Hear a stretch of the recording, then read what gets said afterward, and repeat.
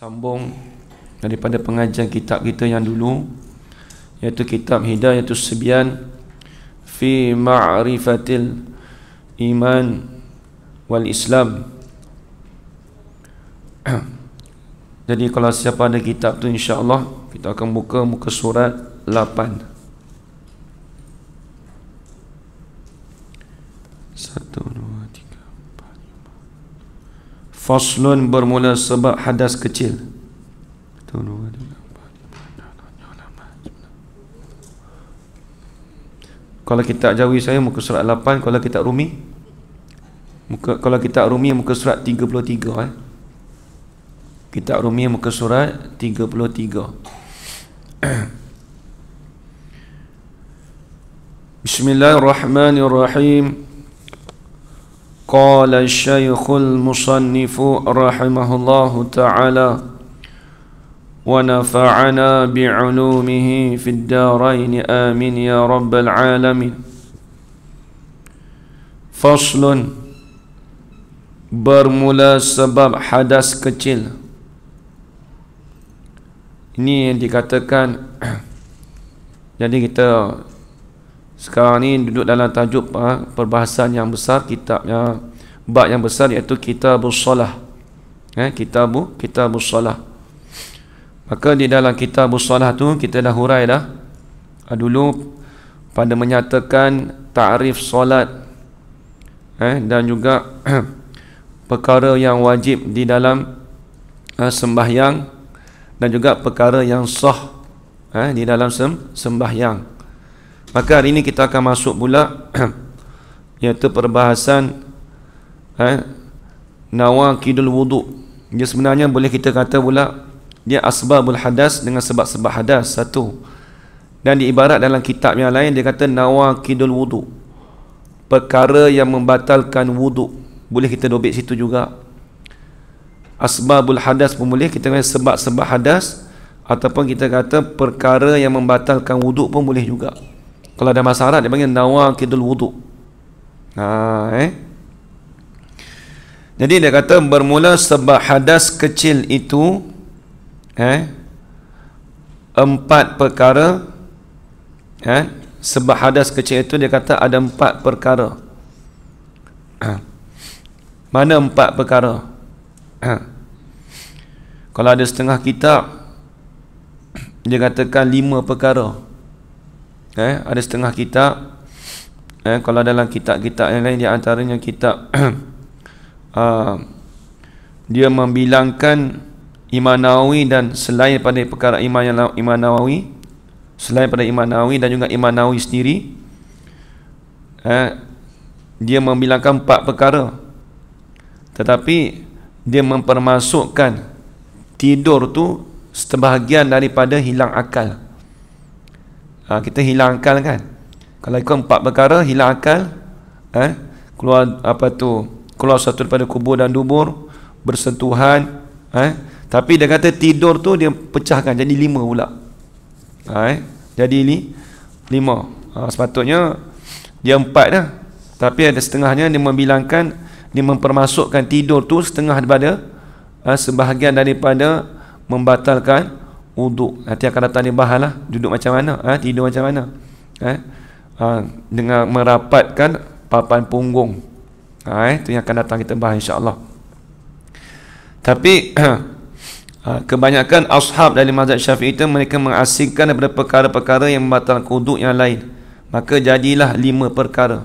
Itu yang sebut dalam kitab Mughnil Muhtaj, karangan Mughnil Muhtaj, karangan Syekh Khatib Asy-Syarbini. Dan juga dia juga pengarang kitab bagi Al-Iqna'. Syekh Khatib Asy-Syarbini anak murid bagi Imam Syekh Zakaria Al-Ansari. Syekh Khatib Asy-Syarbini ni anak murid bagi Imam Syekh Zakaria Al-Ansari. Dia anak murid dia ramai. Dia kalau ikutkan sezaman, dia anak murid bagi Imam Syekh Zakaria Al-Ansari ni ramai. Kebanyakan kalau sezaman dia tu anak Syekhul Islam ni, Syekh Zakaria Al-Ansari ni dia guru besar lah kita panggil. Anak murid dia Imam Ibn Hajar Al-Haytami, Imam Syihabur Ramli, Syekh Khatib Asy-Syarbini. Jadi semua Tu di kalangan tu kebanyakan anak murid dia lah, anak murid bagi Syekh Zakaria Al-Ansari. Baik. Itu yang dalam kitab sebut Munil Muhtaj dan sebagainya. Baik.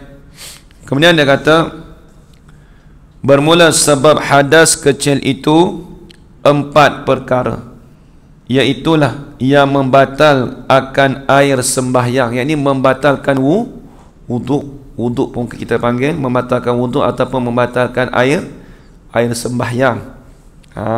Tu. Mana dia? 4 perkara. Yang pertamanya, keluar sesuatu daripada salah suatu daripada 2 jalan kubul. Mana 2 jalan? Tengok. Keluar sesuatu daripada salah suatu daripada 2 jalan. Mana 2 jalan? Yang pertama kubul dan dubur. Kubul ni di bahagian hadapan, kalau dubur di bahagian belakang. Dubur di bahagian belakang. Tapi syarat pula dia kata, syarat dia kata sesuatu daripada salah suatu daripada 2 jalan tadi tu, sesuatu tu yang lain daripada mani dirinya, diri seseorang. Mani itu yang mula-mula mani tadi tu keluar. Dia syarat dia nanti akan datang kita bahas. Dia tak kira kita kata keluar satu daripada kubul tu, iaitu keluar daripada kubul ataupun dubur bagi orang yang hidup. Orang yang mati tu tak nak maklum dah. Walaupun kita kata kanak-kanak yang belum mumayyiz sekalipun, dia batal juga wuduk dia. Orang yang mayat bagi si mati, dia tidak batal wuduk dia walaupun kita ambil wuduk dia. Tapi bagi orang yang bersentuhan dengan dia tu, kalau orang tu ada wuduk, dia batal lah. Bagi orang yang mati tu batal ke tidak? Tidak batal. Sebab tu dia kait dalam kitab yang lain, dia kata keluar dari suatu kubur tadi tu orang yang hidup, sama ada lelaki dan perempuan, dan jikalau kanak-kanak sekalipun yang belum mumayyiz, tetap batal wuduknya, melainkan dia ada pengecualian dia. Mani dirinya, air mani dirinya yang mula keluarnya.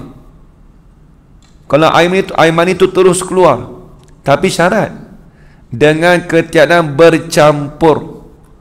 Kalau air mani semata-mata air mani, dia kena ingat air mani ni dia bukan dengan syahwat, dengan kelazatan.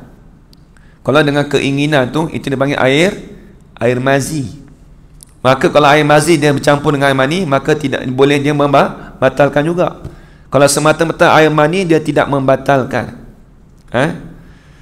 Sebab tu dia kata yang tiada bercampur dengan syaratnya, kalau ada campur tu maklumnya lah, dah batal lah. Ataupun air mani tadi tu dia bercampur dengan mani orang lain, bercampur dengan mani orang lain, itu dia katakan tetap membatalkan wuduk. Kalau bercampur dengan air mani orang lain, air mani kita bercampur dengan air mani lain, orang kata ustaz dia terus keluar tapi bercampur, maka itu tetap membatalkan wuduk. Kalau semata-mata air mani yang tidak bercampur dengan air mani yang lain, itu tidak membatalkan wuduk. Tapi syarat dia apa? Pada permulaan. Kalau kali kedua tak jadi dah. Kali pertama kita kata air wadi ke air mazi. Air mazi ni, air mazi dia keluar daripada keinginan nafsu. Kalau ada kelazatan nafsu, air itu keluar. Air wadi ni daripada air yang kita kata dia keluar tu daripada letih ke, kita buat sesuatu yang berat ke, angkat sesuatu berat, nanti dia keluar air wadi.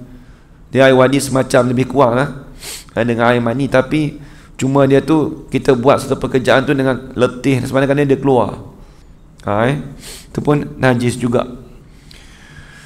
Jadi dia kata Habis itu keluar dengan kata tiada bercampur dengan mani orang yang lain itu oleh mani dirinya yang bercampur dengan mani orang lain, seperti kalau kita kata kalau keluar selain pada air mani itu keluar seperti mudrah, alaqah, darah ke, itu dia kata batal wuduk juga, tapi serta wajib mandi wiladah, kalau orang perempuan lah, masalah beranak tu, tu batal wuduk, kena mandi juga. Jadi kalau ulama bahas, kalau dia kata jika tiada berhubung dengan darah nifas, kalau tak berhubung lah, itu syaratnya tadi, itu batal wuduk tu jika tiada dihubung dengan nifas. Kalau berhubung dengan darah nifas, maka kena menanti mandi nifas dulu. Mandi nifas dulu, barulah mandi wiladah. Mandi nifas dulu, tapi kena tunggu dululah. Kalau bagi orang beranak ni, itu satu, itu masalah kubul. Kalau dubur, keluar suatu daripada dubur orang yang hidup, sama juga, sama ada yang keluar itu angin ke, suara ke, ataupun dia kerana dubur ni macam-macam, kerana keluar cacing, ni bukan ni pada ghalib, selain pada adat lah, mencari adat, kerana keluar cacing, itu tetap batal wuduk. Ada setengah kitab dia kata keluar suara tu macam bunyi lah, suara tu, ada suara bunyi ke ustaz, ada bunyi, kita maklum dah. Suara apa tu, ada setengah kitab dia kata asap, wallahualam, keluar dari dubur asap, wallahualam. Boleh jadi, kalau kata ustaz, kalau keluar asap tu batal ke tak? Batal juga wuduk. Memang kita kata tak pernah dengar, tapi dia, dalam kitab, kalau kitab Jawi orang dulu dia kata, dia keluar angin, suara, asap dan juga ataupun cacing, ulat lah kita kata, kalau ulat ataupun cacing, itu batal wuduk kalau dia keluar. Mana tahu tiba-tiba kata keluar, orang nampak tiba-tiba keluar asap dekat dubur tu, itu batal, itu batal wuduk kita. Memang kata ustaz tak pernah dengar, tapi boleh jadi ada ulama, kalau tidak ulama tak tulis gitu. Baik, begitu. Itu yang pertama. Keduanya, ni kedua.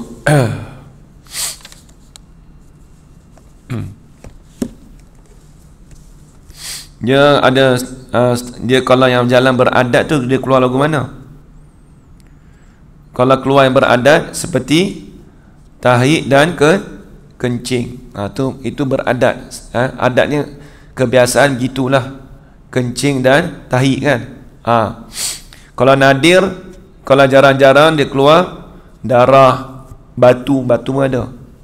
Ada bukan batu besar seketul tu, maksudnya ada, nadir lah, jarang. Dan jika daripada darah buasir sekalipun yang belum keluar buasirnya, pun dia kata, itu dikatakan membatalkan wuduk. Darah buasir sekalipun yang belum keluar, walaupun buasir tak keluar lagi, tapi darah keluar, tetap membatalkan wuduk. Dia tak kira kalau ustaz, kalau orang tanya ustaz, dia daripada tempat najis keluar batu tapi tak ada najis pun, batal tak wuduk dia? Tetap batal juga, tetap membatalkan wuduk. Sekalipun dia keluar daripada tempat najis tu, sekalipun dia keluar daripada tempat najis tu, tidak ada, kita kata tidak ada najis, tak ada pun tahid pun, tapi keluar batu ketul ustaz, terkejut pun keluar, tak ada najis, tetap membatalkan wuduk. Kerana apa? Kerana dia keluar daripada lubang dubur dan kubul. Tu yang kita kena pegang. Takut ada orang tanya, tak kira lah dia keluar daripada faraj ke, lubang faraj ke, ataupun lubang dubur, tak kira.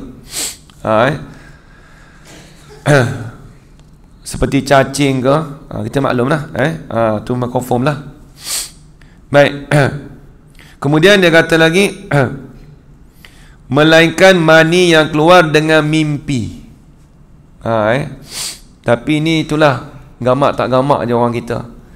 kebiasaannya kita kadang-kadang sebab tu ulama bahas apabila kita bangun tidur tengok-tengok basah, jadi di situ dia ada ihtimal, dia ada, kita boleh tanggung dua kita boleh tanggung dua perkara, sama ada air mani ataupun selain pada air mani, jadi air wazi ke air mazi ke air kencing ke, kita boleh tanggung. Tapi kita nak tanggung yang mana? Sebab tu kalau ulama sebut, dia kata kalau kita berasa, kita tengok zon kita, sangkaan kita, kalau kita rasa air mani maka tak perlu kita orang kata tak perlu mandi. Tapi itulah, kita ni kalau kita orang Melayu kita cermat, dia cermat ni, nampak tengok kain basah ni, kalau nak ikut guna kain tu boleh guna kain, kena kain mani kan. Kalau air mazi tak boleh dah, dia najis. Tapi kalau kain tu terkena tu lagu mana? Kalau kata ulama, kalau kita zuan kata berat, kata air mani tak apa, boleh guna. Tapi tu kalau guna kain tu tengok nampak tumpuk air mani kan. Masalah gamak tak gamak tu lain. Kita cerita hukum syarak, boleh ke tak boleh. Tiba-tiba kain ada selai tu je. Bila ada kain selai tu nak guna kain tak boleh dah. Maka kita boleh gunakan kain tu, boleh. Tapi kalau tempat kita ni biasa dah keluar tu kebarangkalian kita pun takut campur air mazi tu orangnya. Memang kita ni lah kita kain tu kita basuh lah. Mandi wajib tu tetap kena mandi. Baik. Itu perkara yang membatalkan wuduk. Itu yang syarat yang pertama lah. Ataupun kita keluar air mazi, itu maklumlah. Baik, kemudian keduanya,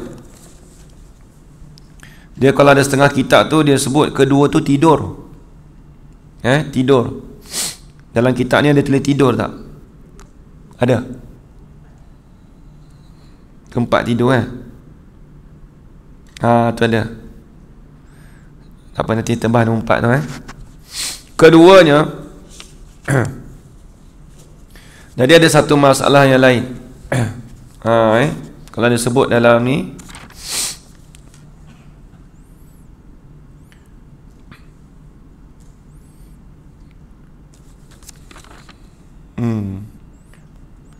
kedua dia kata bersentuh dua kulit laki-laki dan perempuan. Ini kedua bersentuh kulit laki-laki dan perempuan. Ini dah dibahaskan. Tapi syarat kita yakin bukan haram nikah antara keduanya dengan sebab nasab.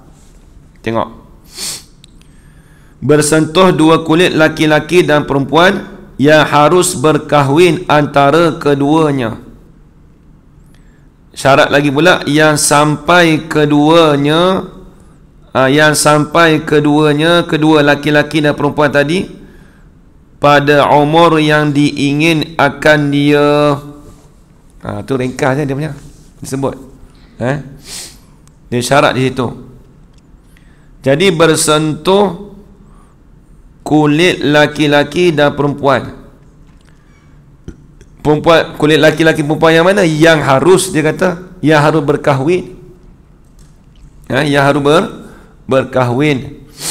Adapun dengan sebab nasab ataupun susuan ataupun berambilan, itu tidak membatalkan wuduk. Dengan sebab susuan, nasab, berambilan, ataupun dengan bersentuh dengan perkara yang pada makna kulit, ataupun kita kata contoh mak mertua kita ke, itu panggil ambilan. Kalau orang tanya apa maksud kata dengan atau berambilan musaharah. Bahasa Arab dia panggil musaharah. Jadi bila sebab musaharah tu dengan sebab berambilan, maksudnya apa maksud berambilan? Maksudnya ambilan tu dengan mana bapa mertua kita ke, mudah kata mertua kita lah, itu tidak membatalkan wuduk. Tapi kalau selain daripada tu membatalkan wuduk. Adapun kulit dan daging dan tulang yang sudah putus dan bercerai, daripada sama ada bercerai pada masa hidup ataupun bercerai selepas matinya, seperti kepala. Contoh kulit tu kulit orang lain. Nampak kulit atau kepala ke tangan orang lain ke? Tiba-tiba jumpa kita ada wuduk, tiba-tiba ada orang insiden, tiba-tiba tangan kat tepi tu kita nak pegang, batal tak wuduk? Batal tak wuduk kita? Dia kata kalau tak kira bercerai sama ada hidup ataupun bercerai selepas matinya, seperti kepala, tangan atau kaki ataupun peha, ataupun dikerak dua sama banyak, itu dia kata tidak membatalkan wuduknya, tak batal. Syaratnya bercerai. Contoh kulit, kulit orang yang mahram bagi kita tu, atau kulit yang selain mahram kita, tiba-tiba dia tercabut kulit tu, contoh lepas tu kita pegang, Allah, batal wuduk? Tak batal. Wuduk kita tak membatal, tak batal. Dia tak kira lah. Maka jika tiada sama banyak, itu dia kata tiada batal wuduk, sentuhnya. Tapi masalah pula haram pandangnya dan sentuhnya, kerana tiap-tiap juzuknya sama ada berhubung atau yang sudah bercerai, seperti rambutnya atau kukunya atau giginya atau dagingnya atau tulangnya, maka haram disentuhnya dan haram pandangnya.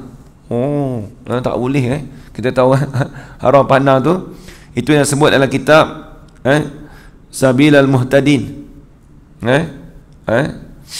Sungguh pun kita kata memang tak batal wuduk, sebab dia tu kan dianggap bukan mahram kita. Contoh kalau rambut dia ke, rambut dia, tengok rambut bagi perempuan contoh kan, tak ada kalau bila bercerai, saya nak pakaikan rambut ni yang dah bercerai ni pakai ke tudung, tak ada. Jadi kita pandang tu tak boleh lah, bagi lelaki-lelaki lah contoh. Sebab tu dia kata atau dikerak dua sama banyak. Contoh kalau dalam jasad tu kerak sama banyak, maka tiada batal wuduk sentuhnya. Maka jika tiada sama banyak, contoh kita kata sama banyak tu maksudnya sebahagian, tak sama banyak tapi sikit-sikit dah. Jadi kalau kerak ni, kita maklum ni contoh ni, bukan mengatakan manusia dia kerak tu lagu mana ustaz. Ni nak cerita hukum. Tiba-tiba kita tengok, ni sama banyak ni, tiba-tiba kita pegang satu sebahagian daripada juzuknya, dah kerak-kerak dah, sama banyak. Itu kalau kita pegang tak batal wuduk. Tapi kalau dipotong sedikit dia, anggota tubuh tu sikit saja, banyak tak potong lagi, maka kita pegang sentuh, itu batal wuduk. Tapi kalau potong sekarang semua potong, kita pegang, batal ke tak batal. Ini bagi kalau orang yang forensik ke apa kan, memang kita kata tak terjadi ustaz kat saya, memang betul, tapi takut masalah hukum kalau orang tanya. Sebab tu dia kata maka jika tiada sama banyak, yang ni tiada sama banyak, yang ni tak dikerat tu sama banyak, sikit dan sebahagian dia kerat, yang ni tak kerat. Kalau kita pegang tu boleh ke tak? Itu dia kata membatalkan wuduk, tetapi haram pandangnya dan sentuhnya. Kita nak sentuh tak boleh lah, haram. Kalau kita orang ajnabi nak sentuh tak boleh, walaupun dah kerat dah, kerat dah juzuk dia, tak apa kita saya nak sentuh. Hukumnya haram serta pandangnya, sebab tiap-tiap juzuknya sama ada berhubung ataupun sudah bercerai, seperti rambutnya dan kukunya atau giginya atau dagingnya atau tulangnya, maka haram disentuhnya dan haram dipandangnya. Itu yang disebut di dalam kitab sabilal muhtadin. Karangan Syekh Arsyad Al-Banjari. Tu baik. Lagi pula dan masalah lagi pula tadi dia kata masalah perempuan dan lelaki tadi tu yang sampai keduanya pada umur. Ni kita bahas. Pada umur ni macam mana? Umur macam mana yang kita kata kita sentuh orang tu batal wuduk. Di sini ulama bahas bersentuh yang batal wuduk itu lelaki dan perempuan yang sampai had umurnya yang ingin akan dia oleh nafsu yang pertengahan. Bukan masuk kata ustaz saya tengok umur budak 10 tahun ni rasa ingin, bukan begitu. Maksudnya dia ada dia tiap-tiap kita ni dia tahu. Kita tahu budak tu besar mana. Biasa kalau tempat kita orang Melayu sebab tu dia tak tulis umur. Dia tak tulis umur. Kalau orang Arab dia punya 7 tahun tu Allah dah umur macam umur 12 kat 13 dah. Dah besar orang Arab. Kalau Arab Mesir tu saya tahulah. Umur 10 tahun. Jiran saya dulu. Kita umur 10 tahun ni boleh salam di tangan kan. 10 tahun tu besar macam anak dara. Dia pun ada rasa malu-malu. Dia biasa kalau orang yang bukan dia ada rasa dia ada rasa malu-malu, tu biasalah. Bukan kita inginkan dia, dah. Dia kena faham. Yang ada had nafsu ni maksudnya kalau kita tengok orang lelaki umur 10 tahun Arab, tengok apa nak kena salah dia rasa malu-malu, dia dah lah. Tak boleh lah. Dia dah sampai lah had dia tu. Dapat. Kalau budak depan kita ni 7, 8 tahun, 9 tahun, dia tak ada sampai tu lagi had dia. Dia tak tahu, dia rasa nak salam makcik ni. Salam. Salam gitu. Kalau salam makcik ni dia rasa malu-malu. Dia dah ada tu, nampak tak? Tu kalau tempat kita gitu. Kalau Arab umur 7, 8 tahun, 9, 10 tahun tu kebanyakan dia dah orang panggil dia dah sampai hak umur dah tu. Dia panggil hak umur. Tak kira laki-laki perempuan gitu. Kalau laki pun tinggi. Tinggi. Sebab tu dia kata yang sampai had umurnya yang ingin akan dia oleh nafsu yang pertengahan, iaitu kebanyakan ghalibnya 7 tahun ke atas. 7 tahun ke atas. Tapi kalau tempat kita ni kalau 7 tahun, 8 tahun, 9 tahun tu boleh kecil lagi. Tapi ni dia ghalibnya pada nisbah. Kalau tanah Arab tu begitu. Kalau 7, 8, 9 tahun tidak lain dah. Dia rasa malu-malu. Kalau malu-malu dia dah tu. Dah sampai hak umur dah tu. Maka kalau kita sentuh dia batal wuduk. Kalau tempat kita ni hak umur ni biasa berapa agak. Kalau 10 tahun ni budak lagi rasa. Biasa berapa? 12 12, 11 kan. 12, 11 tu ialah. Arab tu banyakkan 7 tahun ke atas tu. 7, 8, 9 tu. Biasa kalau kita ni 12, 11 tu ya. 10 tu tak lagi. Tengok anak saudara 10 tahun, dia tak ada kira dah. Dia tak ada pasal malu. Dia kira dia punya permainan hidup dia. Arab tidak begitu. Baik, kebanyakan walidnya kalau di tanah, kebanyakan kalau nisbah dan kitab tu dia kata 7 tahun ke atas. Tu. Maka kalau antara laki-laki dan perempuan kalau kita pegang tu, kalau tak dah sampai umur had dia tu, kalau tempat kita ni 11, 12 tahun tu, maka itu membatalkan wuduk. Dia sampai hak umur tu yang kita kata tadi lah. Kalau tempat Melayu, kalau Melayu kita apa? Rasa malu-malu budak-budak kan. Tu dia dah lah. Sampai tu kalau kita pegang sentuh dengan dia tu membatalkan wuduk. Bukan kita kata ustaz saya orang tua sama ada nafsu apa tengok dia. Memang betul, bukan masalah tu. Masalahnya dia kalau dia sebut dalam kitab begitu, maksudnya kita tahu dia ada perasaan malu. Lepas tu dia kadang-kadang nak dekat kita pun dia rasa segan. Kan? Budak kan. Budak tu kita tahu dah dia sampai hak umur dah tu. Kalau sentuh dia batal wuduk. Kemudian dia kata tapi syarat dia yang bukan haram nikah dengan sebab nasab susuan berambilan tu kita maklum dah. Itu yang disebut dalam kitab Hasyah Bujairimi di atas syarah bagi Iqna'. Baik. Kemudian lagi disebut lagi keluar dengan kata lelaki bersentuh dengan perempuan itu lelaki dengan lelaki walaupun haram pandangnya. Ni maklumlah. Dan haram sentuhnya seperti laki-laki ada ke tak? Ada. Seperti muda belia yang cantik. Tu juga ada kan. Dia nak panggil muda belia yang cantik ni, nak panggil laki lembut susah juga kan. Tapi dalam kitab tu dia panggil amrod, dia panggil. Dalam kitab Arab dia panggil amrod. Nak panggil dia panggil, kalau istilah dia orang muda yang panggil apa? Muda belia yang cantik. Dia lelaki tapi dia panggil apa? Jambu lah. Tapi tak mau sebut nama siapa lah. Kita bagi contoh tu lah.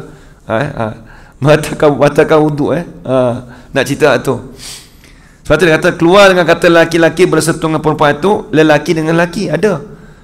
Walaupun haram pandangnya dan haram sentuhnya seperti muda belia yang cantik. Satu. Dia panggil amrod. Kalau kita Arab panggil amrod. Dan lelaki dan dengan khunsa, dan perempuan dengan khunsa. Bila sebut khunsa, iaitu khunsa muskil, bukan khunsa yang berat pada ustaz saya ni ada kawan tapi khunsa dia berat pada perempuan. Itu tak, kalau sama perempuan tak apa. Dia khunsa muskil. Khunsa muskil dia ada dua alat kelamin. Kemudian dua alat kelamin tu yang aktif kedua-duanya. Dia aktif kedua-duanya. Maka itu dia panggil khunsa. Bila sebut khunsa dalam kitab, dia panggil khunsa muskil. Apabila dia itlak, kalau sebut dalam kitab mana-mana, dia tulis khunsa je, itu dia panggil khunsa muskil. Khunsa muskil. Adapun kalau kita kata contoh, ada sahabat cerita dulu, kawan dia lah, dia tahu khunsa, tapi khunsa dia tu berat belah lelaki. Dia masuk asrama. Asrama maksudnya pondok lah. Tapi kalau tengok tu dia memang berat belah lelaki lah, belah lelaki. Cuma dia adalah sikit dia punya apa, kalau dia mandi tu dia tutup pakai kemban. Tapi dia khunsa. Tapi cuma dia berat belah lelaki. Tapi ustaz dia ada yang dia punya ni, dia punya ni sikit ustaz, dia naik dia punya ni sikit. Tapi dia mandi tutup. Tapi tak naik lah besar, tapi sikit dia. Nak cerita kata dia tu khunsa, bukan khunsa muskil, tapi dia berat belah lelaki dah. Tak panggil khunsa, dia panggil khunsa belah lelaki dah, berat belah lelaki. Dia berat belah lelaki. Ada pun khunsa, bila sebut khunsa muskil. Maka kalau laki-laki sentuh dia ke perempuan sentuh dia, membatalkan wuduk. Tak kira lah. Kita tak lecam ni lelaki ke perempuan. Ada memang kita kata ada ke khunsa dalam Malaysia ni, ada. Kalau orang biasa jumpa ada. Dia bukan pondan, pondan lain. Pondan lain. Jangan takut orang salah. Pondan ni ustaz, dah, ni bukan pondan, ni khunsa. Dia ada dua alat kelamin. Pondan satu je. Dia nak buat dua pun tak boleh, kena buang satu. Dia kena buang, nak tukar mana tukar, nak jadi dua tak boleh. Tu khunsa. Maka kalau kita kata lelaki dengan khunsa dan perempuan dengan khunsa, maka batal wuduk orang yang menyentuh dan orang yang kena sentuh itu.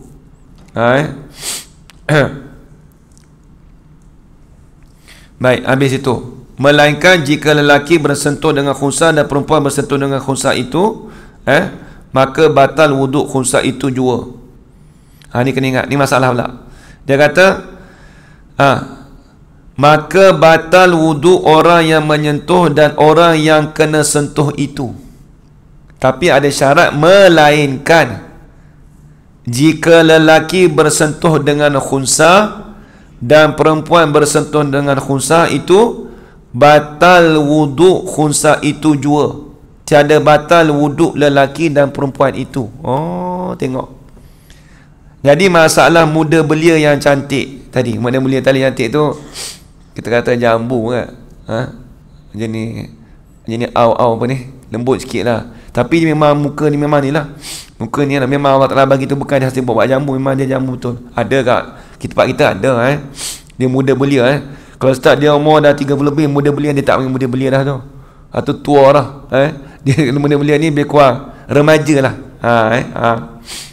Maka dia katakan, kita maklum kalau kita sentuh dia, dia sentuh kita, sama batal. Tapi masalah khunsa, kalau lelaki bersentuh dengan khunsa dan perempuan sentuh dengan khunsa, Dia kata batal wuduk khunsa itu juga. Khunsa tu batal. Adapun lelaki dan perempuan tadi tidak batal. Tu dia ada pengecualian dekat situ. Nampak hukum dia ada pengecualian. Masalah yang disentuh batal, yang kena sentuh batal itu pada masalah kita sentuh muda belia tadi tu. Itu kita confirm batal lah, muda belia tadi. Muda belia tu maksudnya apa? Kita panggil laki jambu lah, mudah kata jambu kan. Ada pun masalah khunsa, dia berbeza. Kita sentuh, apabila disentuh akan khunsa tu batal wuduk dia. Tapi lelaki perempuan tu batal ke tidak? Tidak batal. Tidak batal. Baik, habis itu. Kemudian dia sebut lagi, keluar dengan kata perempuan yang yakin bukan haram nikah itu boleh perempuan yang tiada yakin bukan haram nikah, seperti dia syak. Contoh anak susuan. Dalam mazhab Syafi'i kita, anak susuan tu yang dikatakan boleh jadi anak susuan, mestilah dia minum susu tu sebanyak berapa kali? 5 kali kenyang. 5 kali. Tak silap mazhab Maliki, kalau saya tersilap tu tolong tegur. Kalau mazhab Maliki tu tak silap sekali kenyang ataupun 2 kali. Wallah alam, lebih kurang situlah. 2 kali mazhab Maliki. Tapi kalau Syafi'i tu 5 kali 5 kali Jadi dia syak, adakah 5 kali susu ataupun kurang?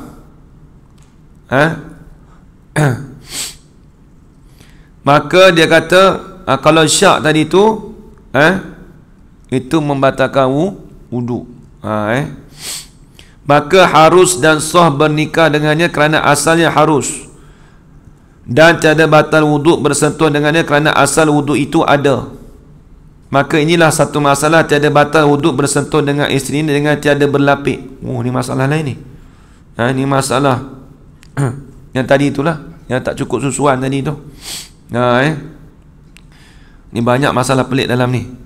Lagi pula tiada batal wuduk bercampur seorang perempuan. Ni maklumlah, perempuan dengan perempuan ajnabiah ni. Contoh dia kata dan juga dengan beberapa orang perempuan ajnabiah, ini perempuan yang harus nikah yang tiada mahsurat, iaitu 700 ke atas. Ni 700 ke atas ni ramai lah. Dah cerita kata ramai. Ni masalah laki-laki ni tak apalah, kita tak mau bahas sebab dia contoh dalam satu tempat tu, kita kata dekat kota ni, kita ada adik-beradik tapi terpisah. Tapi ramai. Bila ramai tu, contoh kita kata satu kampung lah. Satu kampung. Kita tak tahu masa tu adik-beradik kita. Ni contoh ni ada berlaku ni terpisah. Maka kalau kita pergi satu kampung tu, dianggap kata tu kebarangkalian boleh jadi, kalau kita yakin lah kampung ni memang ada adik-beradik aku, boleh jadi, tapi tak kenal. Identiti tu kita tak tahu identiti dia lagu mana, dah terpisah, tapi kita tahu kata dia duduk kat kampung tu. Maka dia kata nak menikah kat kawasan kampung tu tak boleh. Nak menikah kawasan tu takut-takut kena pada adik-beradik dia. Satu lagi, kalau kita sentuh tu tak batalkan wuduk. Ada satu masalah tu. Tapi syarat tu kampung tu mesti ramai lah. Kata-kata kalau 10 orang tu tak jadi. Tapi kena tengok mahsurat tu tadi, tengok dia kata sini, harus dan sah bernikah dengan beberapa orang, mereka itu hingga kalau 700 tu tidak ada sakatan. Maka haram lagi tiada sah yang bernikah dengan yang baki itu. Contoh dia kata kalau perempuan yang harus nikah yang tiada mahsurat 700. Mahsurat ni kita kata perempuan tu kita boleh dapat, kita tahu kan beza. Ini ada 700 ni aku kenal. Contohlah 1000 lah. 1000 orang, 300 ni kita tahu, kita kenal. 700 ni kita tak kenal. Yang 300 ni boleh sah nikah, 700 ni tak sah nikah. Tak sah nikah. Kemudian dia kata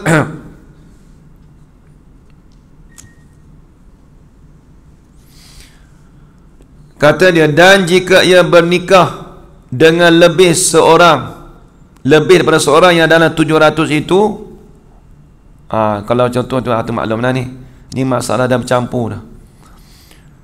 Adapun jika bercampur perempuan mahram dengan perempuan ajnabiyah yang bukan mahsurat dan bukan ghairu mahsurat, iaitu 301 hingga sampai 699, itu dinamakan mutawassitah. Maka hukumnya tiada batal wuduknya bersentuh dengan mana-mana seorang mereka itu. Tengok dalam ramai-ramai tu kita sentuh tu tak membatalkan wuduk.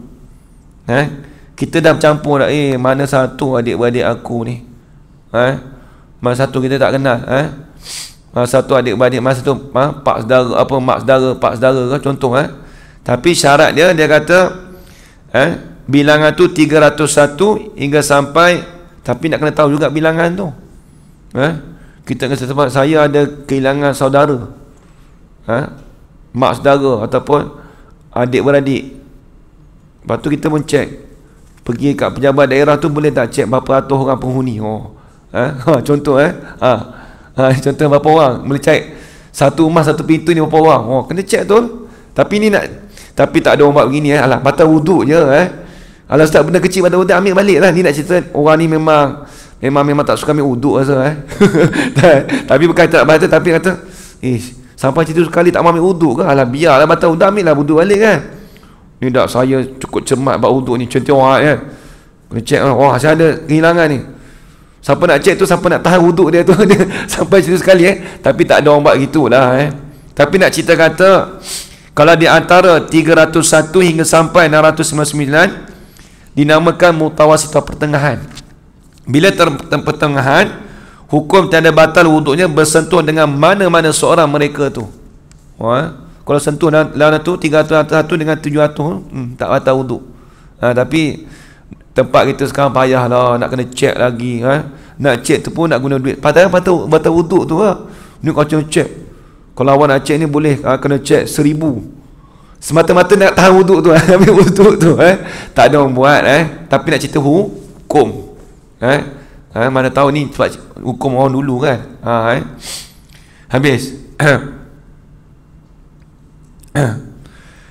Dan hukum pada menikah dengan mana-mana seorang mereka itu, iaitu ikut fatwa hati. Nak menikah ni kena ikut fatwa hati pula dah. Antara 301 dengan tadi tu, ikut fatwa hati dia. Bukan fatwa dari qadi. Nak menikah sama satu ni. Tapi taklah zaman sekarang tak ada ni, cerita zaman dulu. Zaman sekarang ni semua ada surat beranak, semua ada. Jarang berlaku lah. Maka jika cenderung hatinya kepada mahramnya, maka haram lagi tiada sah ia bernikah dengan dia. Dan jika cenderung hati kepada bukan mahramnya, payah juga. Alah, kalau saya tak usah carilah kawasan tu. Pergi cek kawasan lain. Ni nak juga aku nak cari perempuan kawasan ni juga. Contoh dia nak juga kawasan tu. Tapi ikut fatwa hati. Kalau berat kata tu mahram dia, payah juga tu, dah 700 orang tu. Ni berat ni. Ni berat ni. Duk cari kawasan tu. Pergi cek kawasan lain lah, mudah.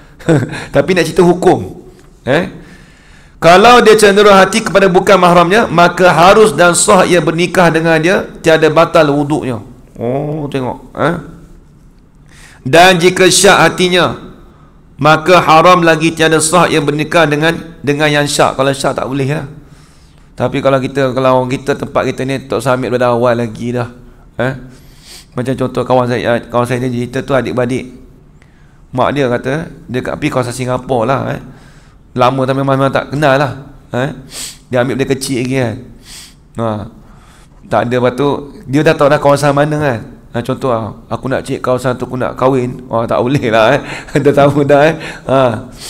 Tapi nak cerita hukum tu itulah. Nak kata masalah batal wuduk dan tak batal wuduk tu je nak cerita.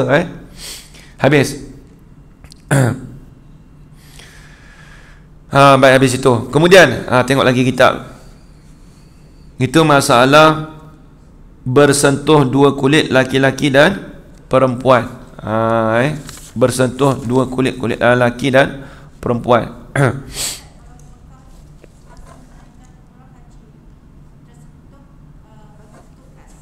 Dia dalam mazhab Syafi'i kita, kalau mengikut pendapat yang dhaif, kalau orang sentuh kita, kalau kita tak tahu tu tidak batal wuduk. Kalau kita sentuh dia kita tu batal wuduk. Tapi pendapat yang dhaif dalam mazhab Syafi'i kita. Tapi bukan saya nak fatwa ni, saya kata takut jadi isu. Tapi kalau kita dalam di Mekah tu, kalau kita memang kita tawaf tu musim haji lah, kita haji musim haji, kita pusing lah, contoh tepi kita tak pasal siapa orang sentuh kita, maka tidak batal wuduk, tidak batal wuduk.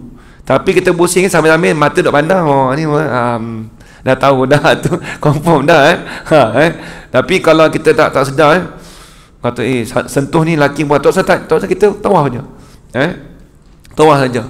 Tapi dah confirm dah, depan kita tu dah tahu dah, orang laki yang jenis, ni laki ke perempuan ni, tu laki besar ni, orang Pakistan ni, dia mazhab lain lah.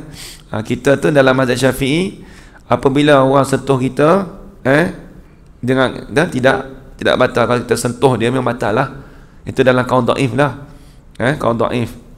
Tapi tak tahu lah ni tabah haji macam mana dia punya cerita, dia punya fatwa itu tak batal. Allah Alam, tanya dia mazhab mana, Allah Alam. Kena tanya tu. Kalau saya tanya dulu, angkat tangan mula dah. Tapi saya tak nak pergi haji lagi. Kalau pergi masuk tu kita angkatkan tangan lah. Saya tanya dalam mazhab mana, boleh saya tanya. Jadi takut saya ikang, takut jadi isu kan, PM tepi. Dia betul, kita nak tanya mazhab mana tu je. Kalau kata mazhab Syafi'i, bagi tahu kitab mana, tu je. Itu bukan nak bahada, tapi kita cerita hukum tu je. Dia kata yang di situ tak di situ tak batalkan wudu. Allah Alam mazhab mana, Allah kena tanya balik. Dia kata dulu tak batal, Allah Alam.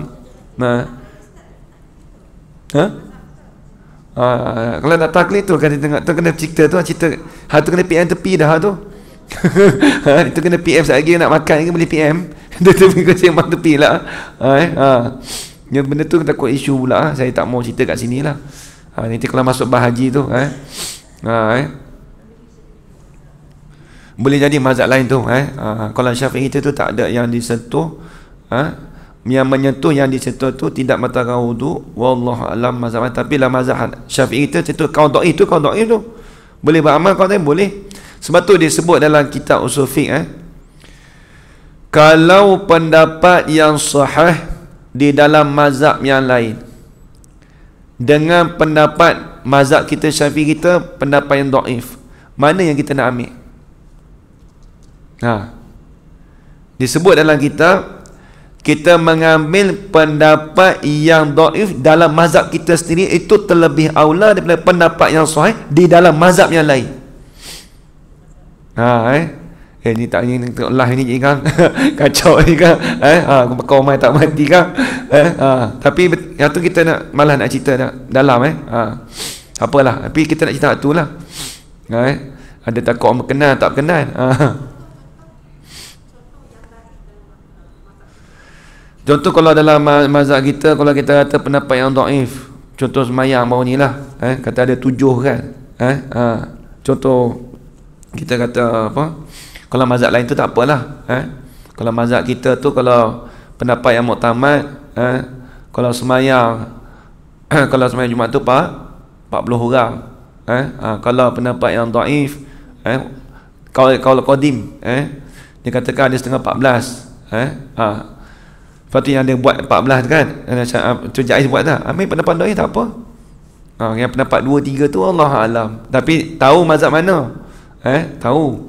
Tapi kita tak mau ceritalah, dekat contoh dekat apa, negeri mana Perlis ke mana, Kelantan ada lah, tapi Jaiz kita bagus baru ni, dia ambil pendapat dhaif sebab dia guna pendapat dhaif, sekalipun ada dalam mazhab Syafi'i kita, kata tu yang sahih tu ada lagi dalam, ada kita ambil, walaupun dalam mazhab kita yang dhaif, kita ambil hak tu lebih aula daripada pendapat mazhab lain, walaupun sahih, walaupun kuat daripada dhaif. Jangan guna logik akal. Kalau logik akal apa? Kalau kita guna logik akal, mesti kita ambil yang sahih, betul tak? Tapi ini dalam mazhab kita. Habis itu. Baik, cukup tak kat tu lah. Baik, qala al-musannif rahimahullah.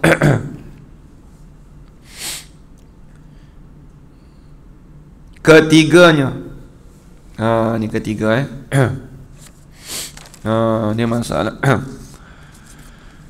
Ketiganya dia kata menyentuh zakar atau faraj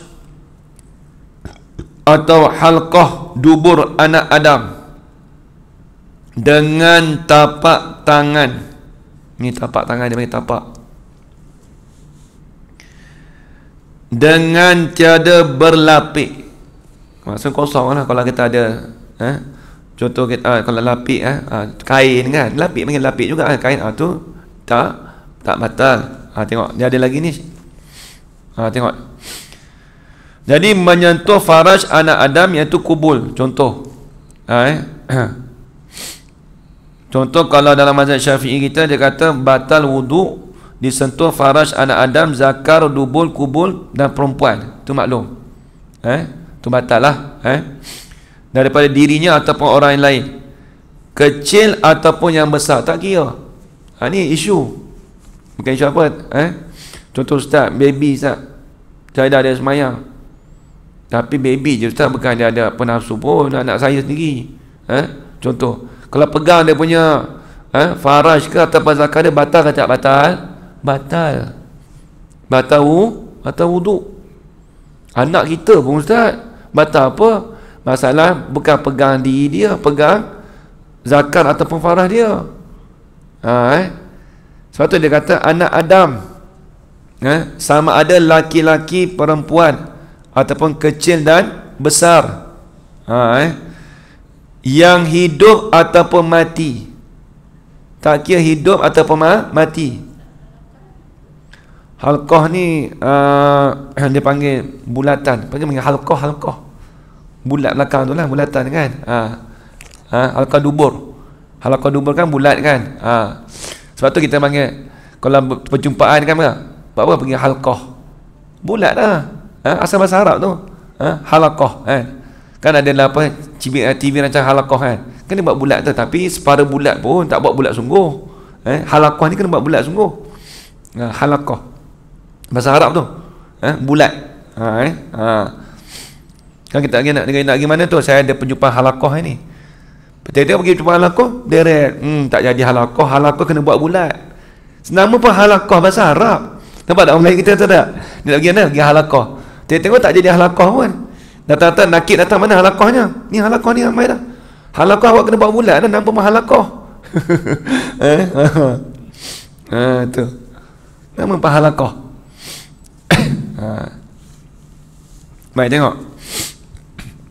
Kemudian dia kata tu panggil halaqah dubur. Dan dikiaskan juga dubur tu di atas zakar lah. Zakar pun begitu juga.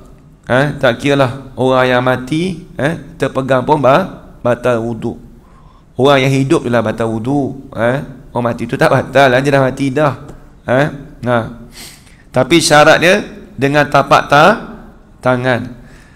Maka tiada batal dengan belakang dan tepi dan hujung anak jari dan barang yang di antaranya. Ni macam kita ini ni. Pada kena buat gini. Nampak tak? Ni hujung, tepi, di antara ni antara. Ni dia panggil di antara. Sebab tu dekat sini. Kalau sini ni maknanya yang apa nampak kita zahir ni tak batal. Yang tapak tangan ni batal kan? Kita sambungkan. Okey. Yang tak batal mana? Tepi, di antara, hujung, belakang. Dia panggil apa? Belakang tapak tangan. Itu tidak membatalkan wudu. Satu lagi, kalau kita sentuh rambut batal tak wudu? Batal wudu. Contoh pergi balikkan nak pegang apa tu suami punya rambut, batal tak wudu? Batal tak? Tidak. Tidak batal. Kemudian ada lagi. Apa lagi? Ada lagi? Janggut. Batal tak? Saja nak main janggut Batal tak? Contoh Tidak Sebab tu dia tak panggil rambut, dia kata bulu. Lepas tu kuku. Kuku tidak batalkan wuduk. Tapi jangan ada mama yang cerita-cerita tu kuku. Kemudian satu lagi gigi, kena tanya doktor gigi. Jadi tak saya nak buat gigi kata okey. Gigi saja pegang. Kalau pegang lain batal. Hatu batal lah. Gigi tak. Ni kena tanyalah hukum kan. Esok katanya doktor gigi, kena tanya doktor gigi, tapi hukum pegang gigi apa batal. Apa dah. Dah jadi doktor gigi dah tak tahu lagi hukum bab gigi. Tu kena tahu gigi, kuku dengan rambut. Baik. Habis itu. Jadi yang tak batal tu belakang, tepi, hujung, di antara. Patut kita buat macam ni. Ni dia punya apa? Kaedah. Dalam kitab Safinatus Solah tak silap. Bukan Safinatus Najah kitab Safinatus Solah. Syarah bagi Safinatus Najah tak silap. Dia ada buat gambar rajah macam ni. Dia ada buat gambar rajah. Tapi tak Arab lah. Kitab tu. Dah biasa belajar dulu kat Mesir dulu. Kitab tu. Dia ada buat gambar rajah. Jadi dalam tu pun ada banyak kiraan-kiraan macam falak jugalah. Kitab tu. Baik. Jadi 4 perkara lah kalau seorang tanya yang tak batal tu. Belakang tapak tangan, hujung, tepi dan di antara. Kalau awak nak tanya kaedah macam mana, kita buat macam ni terus. Buat macam ni terus. Baik. Kemudian tu. Kemudian ulama bahas pula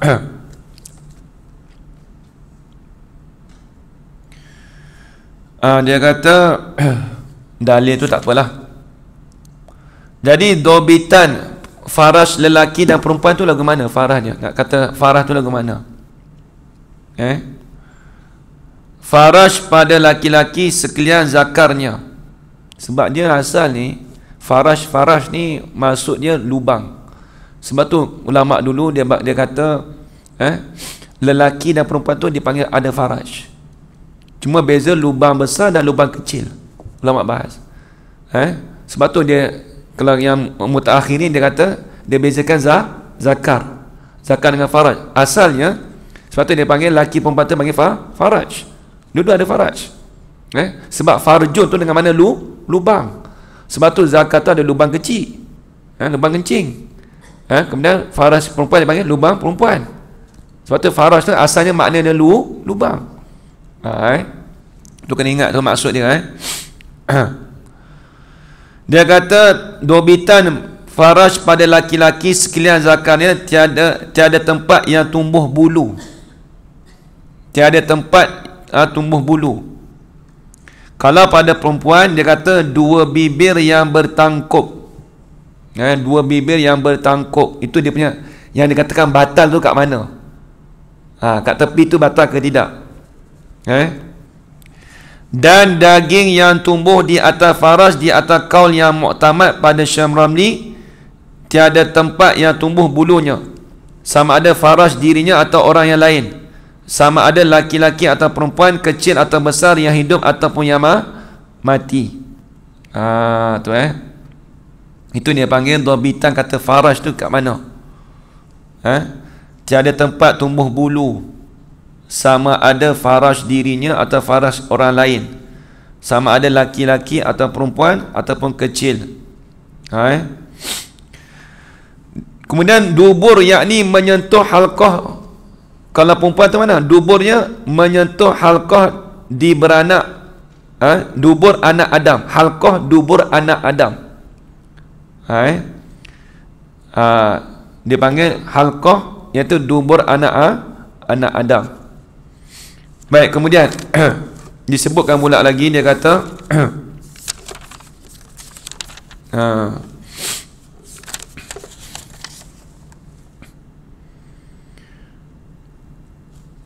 keluar baik, ni dia kata dubur manusia iaitu bertangkup kelilingnya dengan tapak tangan atau ni masalah tak batal tadilah. Lubang dubur. Kalau bahasa kita panggil lubang dubur, lubang jubur. Nah, orang Melayu kita jubur kan. Kalau bahasa Arab panggil dubur. Melayu kita tu dah ambil asal daripada bahasa Arab dah. Dubur tu jubur. Jubur. Iaitu yang bertangkuk di kelilingnya dengan tapak tangan atau perut anak jarinya dengan tiada berlapik, itu maklum dah. Atau sentuh zakar atau farah manusia, dan jikalau zakar dan farah sendiri sekalipun batal wuduknya.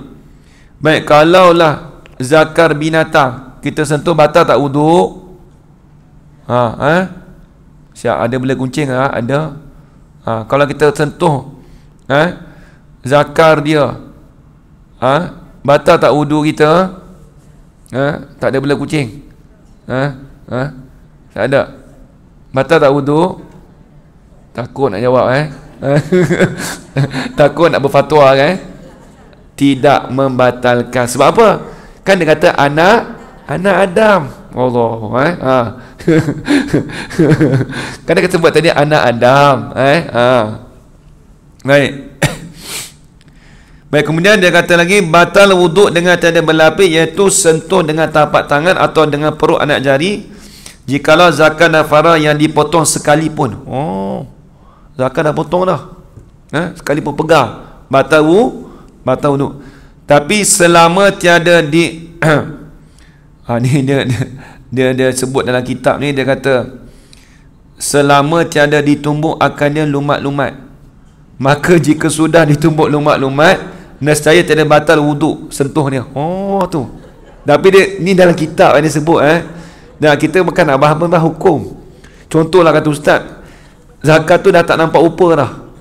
Contoh memang dah bukan zakat dah. Dia tumbuk dah. Contoh ada dah hancur. Dah hancur kita kata Maka kalau kita pegang tu, batal tak wuduk kita? Tidak membatalkan wuduk. Ustaz ni ajar mesti peliknya Dan saya tahu yang hukum, takut ada orang ni sebab dia sebut kita baca dalam kitab je kan. Macam tu lah. Tu. Baik. Kalau telur zakar, ni tengok tanya sebab tanya kita ada cucu lelaki, kadang-kadang ada, kadang-kadang anak lelaki apa semua ada, kena tahu juga tu. Kata mak, pegang telur zakar ni batal tak wuduk?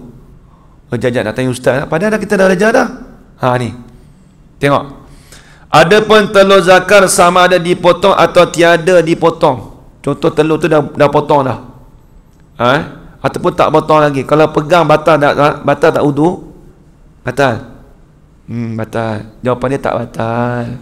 Pandai buat fatwa Baik, tengok. Kalau telur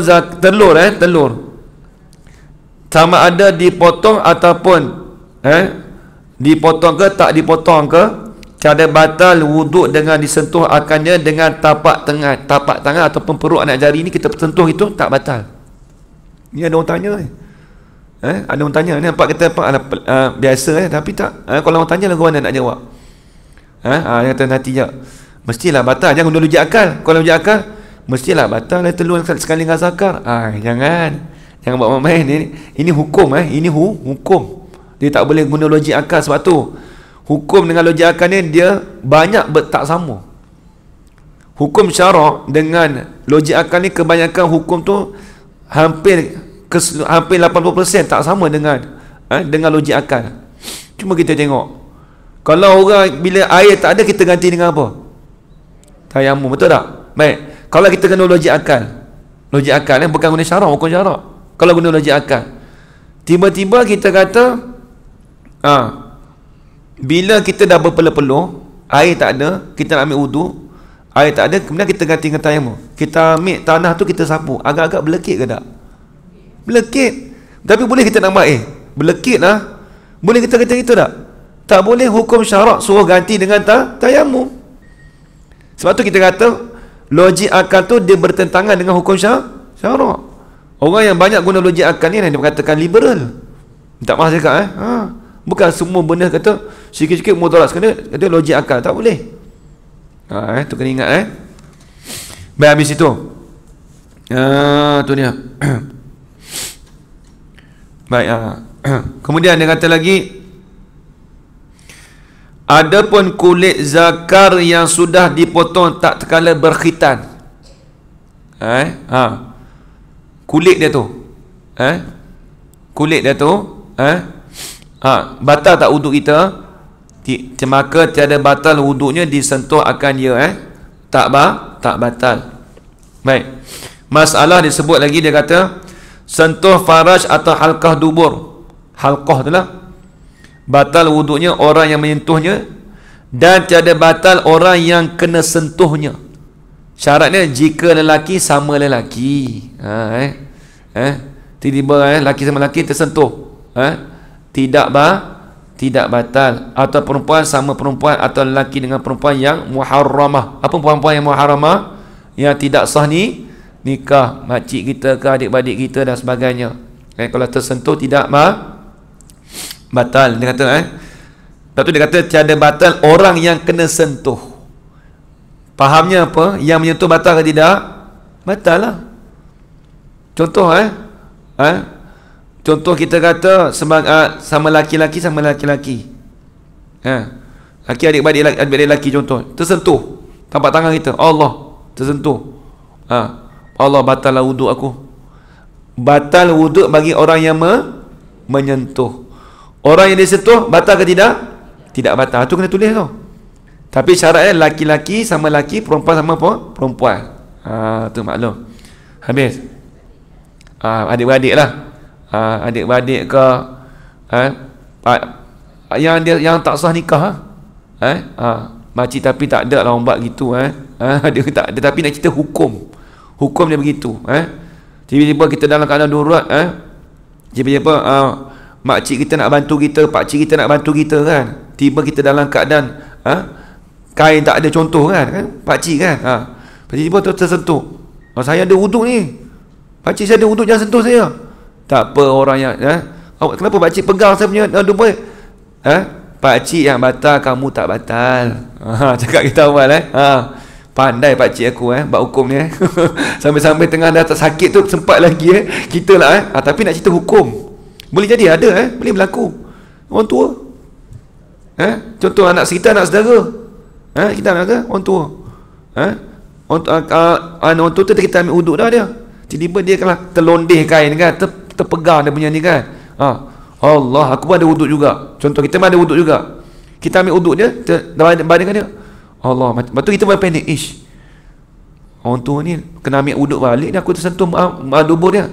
Tidak, kita yang batal, orang yang disentuh tidak batal. Tu kena ingat.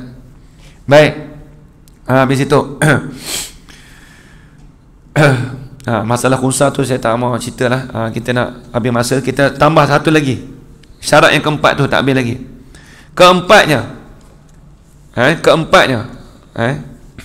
hilang akal dengan sebab gila. Hilang akal dengan sebab gila atau mabuk, ataupun mabuk dia kata, atau pitam, ataupun tidur. Tapi tidur mana? Ni kata ni, tidur yang tiada tetap pada tempat kedudukannya. Maksudnya papan punggung dia tu tidak tetap. Contoh kalau kita tidur dalam keadaan baring tu, dia tak tetap sebenarnya, dia dah boleh terbuka. Kalau tetap ni dia akan duduk. Contoh dulu waktu mengaji dulu kan tidur bersila saya lah, itu tu tak apa, tetap. Melainkan dia kalau contoh kalau duduk sini, tidur sini, kalau kena tetap tak apa. Tapi kalau dia terbuka, apa dia kena rapat tu, tapi kalau dia terkangkar sikit dia tak tetap tu. Dia tetap itu. Macam tu orang duduk bersila tu, budak-budak pondok tu, biasa dia tidur itu, orang tanya, biasa Tok Guru maklum tempat kami tu kata, ni kalau tetap tak batal lah. Tetap tu bukan tetap dia punya kedudukannya tak, papan punggung. Tengoklah tetap pun tak. Tapi ni kursi ni payah. Dia kalau kursi yang apa, yang kursi ni payah, dia jenis ni kan, dia jenis, kalau kursi yang apa dia panggil yang flat tu, okey. Dia tetap lah kan. Macam ni dia tak tetap. Saya kena tidur pun, saya kira kalau tidur pun tak idea juga. Baik, tengok dia ada bahas. Dia kata masalah papan punggung ni dia cerita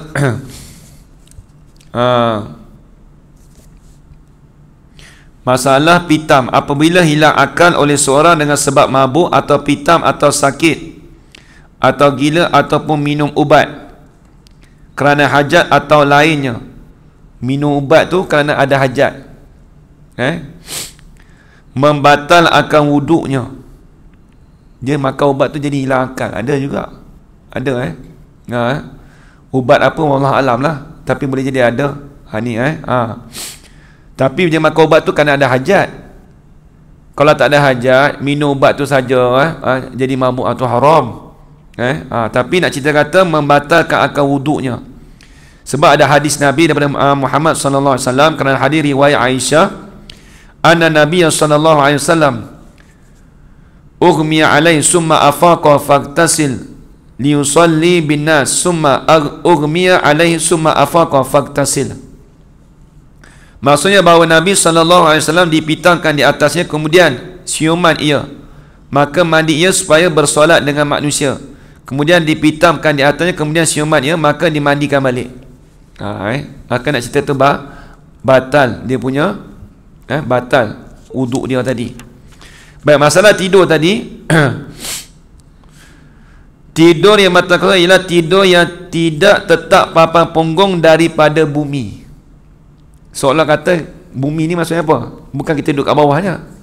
Dia kata kalau dia punya dorbitan dia punya peta dia tu, takrif dia, tidur yang dikatakan membatalkan solat tu, dia kata tidur yang tidak tetap papan punggung daripada bumi. Tu maksud dia. Kerana hadis Safwan bin Asal radhiyallahu anhu berkata ia, kana Rasulullah sallallahu alaihi wasallam ya'muruna iza kunna safaran alla nanzi'a khifafana salasata ayyam wa layaliyahunna illa min janabah walakin min ghaitin wa bauli wa naumin.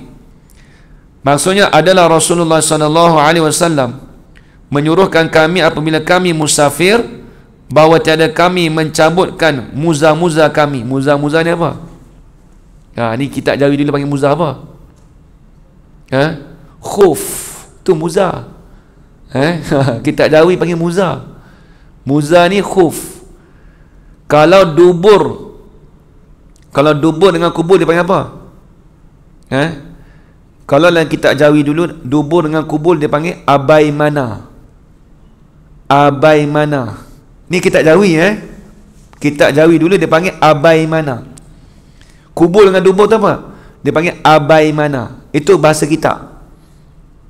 Takut orang tanya, kalau muza tu Ustaz, macam pelik muza, dua muza, iaitu dua khuf.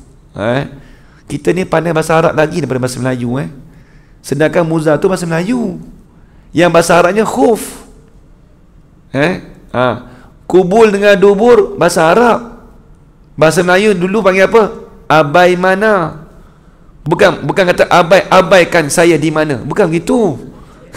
Takut faham salah faham. Abaikan mana-mana tempat, bukan gitu. Abai mana maksud kubul dan dubur. Itu dalam kitab Jawi. Baik, ambil. Itu dia katakan tetap punggungnya. Demikian lagi jikalau tidur berdiri atau atas belakangnya. Kalau tidur berdiri pun batal,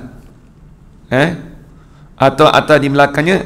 Dan jika tetap punggungnya sekalipun. Tengok, kalau berdiri tu, saya berdiri tidur dalam berdiri, tidur kat atas train, dekat dalam LRT, tidur. Ada wuduk? Ada. Allah, tertidur tadi kat atas train, dalam keadaan apa? Berdiri. Tapi papa punggung saya tutup rapat, batal juga. Dan jika tetap punggungnya sekalipun, seperti dilekatkan dengan umpama bantal atau tiang. Aku tak mau bagi batal wuduk ni, letak bantal, tak mau. Ataupun letak kat tiang sana, dalam keadaan berdiri, membatalkan wuduk juga. Dia nak syarat nak duduk tadi. Dia mesti papan punggung dekat atas bumi, jangan berdiri.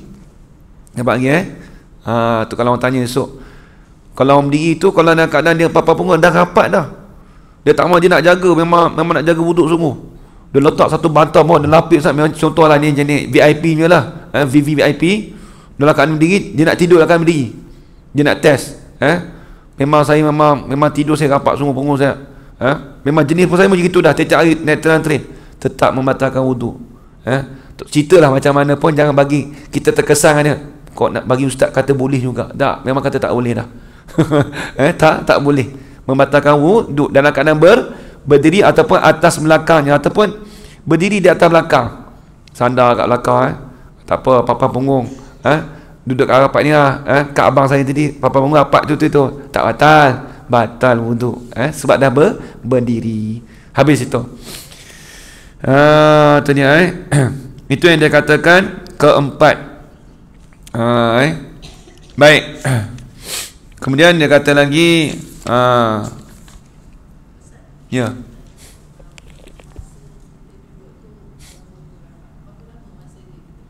Dia tak kira.